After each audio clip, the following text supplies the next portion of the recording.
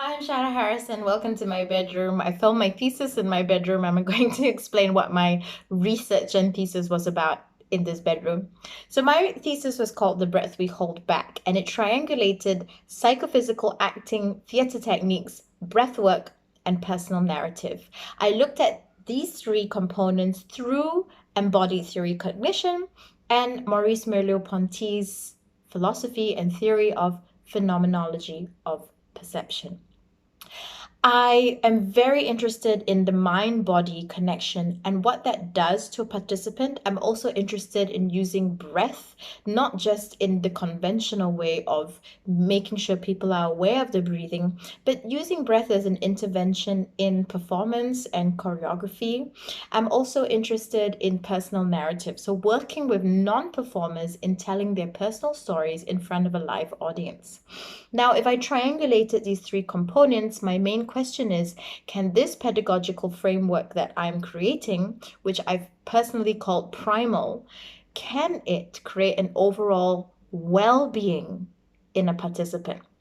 Now, it's sketchy and difficult to actually unpack what overall well-being means. I tried to unpack that in my thesis, and I'm still trying to unpack what that means.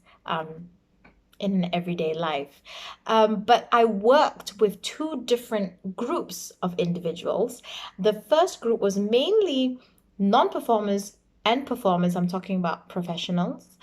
So, just to clarify, they were mainly non performers, but they have performed on stage before.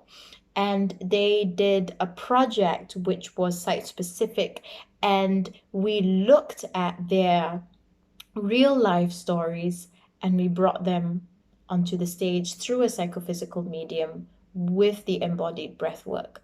The second project was working one on one with a woman, again, working in the same way except one on one.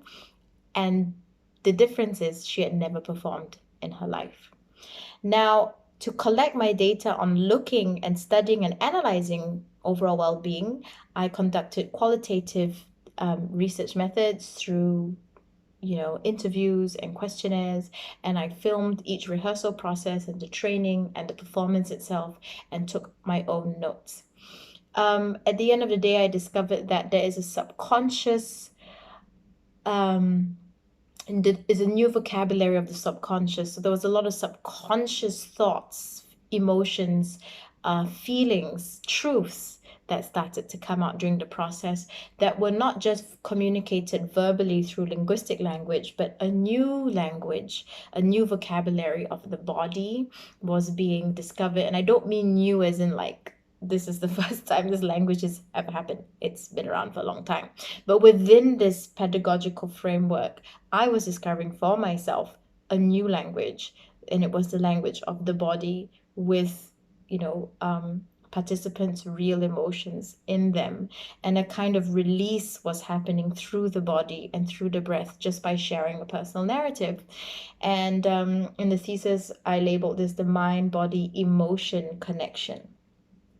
So at the end of the process, which was very fulfilling, trying to come to a conclusion on what overall well-being is, there was a lot of the self-consciousness of participants was much less, so that decreased. Confidence increased. Vulnerability and being able to share their personal stories with people, this idea of being vulnerable increased.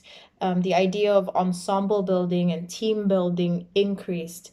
The idea or basically empathy, being empathetic towards each other, and the stories that were being shared, that increased. So if I were to talk about overall well-being, I would say that that it is a methodology and a pedagogical framework that I am working on. It may not work for everybody, but within the two groups that I was working with, the overall well-being did increase. But it's something that in my own way I'm working on and I'm very excited by. And I know that I still need to work on being more clear of what I mean by overall well-being and how the three components of my framework really affect each other. So I'm very excited, and I hope I get to share more work with you in the future. Thank you for listening, and stay safe.